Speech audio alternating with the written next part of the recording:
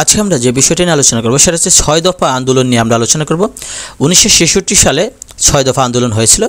আমরা জানি 1966 সালে 5 থেকে 6 ফেব্রুয়ারি লাহোরে অনুষ্ঠিত বিরোধী দলসমূহের এক সম্মেলনে আওয়ামী লীগের সভাপতি শেখ মুজিবুর রহমান পূর্ব পাকিস্তানের রাজনৈতিক, অর্থনৈতিক ও প্রতিরক্ষা দাবি সংবলিত ঐতিহাসিক 6 দফা ঘোষণা করা হয়েছিল। 21শে ফেব্রুয়ারি শেখ মুজিবুর রহমান ও তাজউদ্দিন আহমেদের ভূমিকা সংবলিত 6 দফা বাংলার আমাদের বাছার দাবি নামে পুস্তিকা প্রকাশ করা হয়। অর্থাৎ 21শে ফেব্রুয়ারি শেখ মুজিবুর রহমান ও তাজউদ্দিন আহমেদের ভূমিকা সংবলিত 6 দফা আমাদের বাছার দাবি নামে একটা পুস্তিকা প্রকাশ করা হয়। 18 মার্চ আওয়ামী লীগের কাউন্সিল অধিবেশনে শেখ মুজিবুর রহমানের নামে আমাদের বাছার দাবি 6 দফা কর্মসূচি শীর্ষক একটি পুস্তিকা প্রকাশ ও প্রচার করা হয়।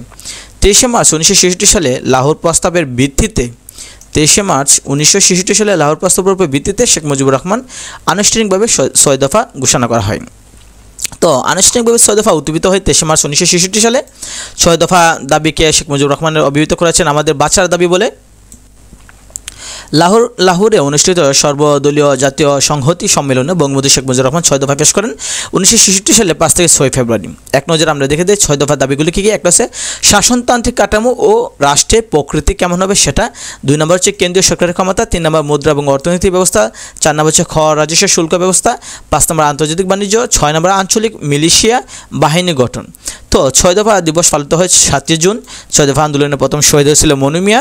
6 দফা প্রথম দফা হচ্ছে প্রাদেশিক স্বায়ত্তশাসন, বাঙালি মুক্তি সনদ বা মেঘনা কাটা বলা হয় 6 দফাকে। 6 দফা রচিত হয়েছে লাহোর প্রস্তাবের ভিত্তিতে। 6 দফা উত্থাপিত হয়েছে লাহোরে।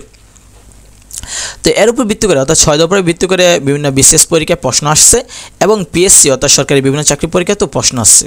তাছাড়া আমরা যদি খেয়াল করি যে সেটা হচ্ছে যে ঢাকা বিশ্ববিদ্যালয়ে আসছে যে বাঙালি জাতির মুক্তির সনদ হলো কোনটা, আমরা জানি 6 দফা হলো বাঙালি জাতির মুক্তির সনদ। এটা ঢাকা বিশ্ববিদ্যালয়ের বি ইউনিটে 19-20 শিক্ষাবর্ষে সেটা আসছে। জাহাঙ্গীরনগর বিশ্ববিদ্যালয়ে একটা প্রশ্ন আসছে। তাহলে এই হলো আমাদের যে 6 দফা আন্দোলন যেটা 1966 সালে, সেটার উপরে ভিত্তি করে যত প্রশ্ন আছে সেই প্রশ্নগুলো হলো এইগুলো। তো পরবর্তী ভিডিওতে আমরা আলোচনা করব আরেকটা টপিক নিয়ে, সেটা হলো আগরতলা ষড়যন্ত্র মামলা 1968 সালে যা হয়েছিল সেটার উপরে ভিত্তি করে আমরা আরেকটা ভিডিও বানাবো।